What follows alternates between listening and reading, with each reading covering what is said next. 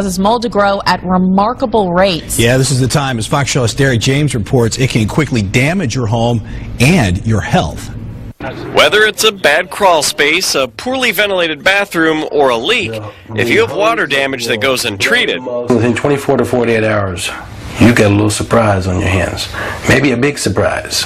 David Snell of Executive Restoration gets a lot of calls in spring when people notice a musty smell in their home or aren't feeling well. Sneezing, being nauseated, headaches, watery eyes. David starts with the air quality inside and outside the home.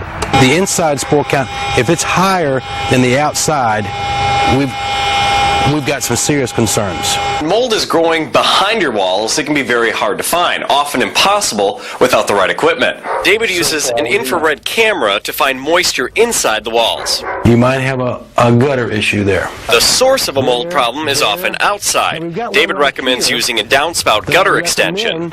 But are you safer if your house is newer? It really doesn't matter the age of your home.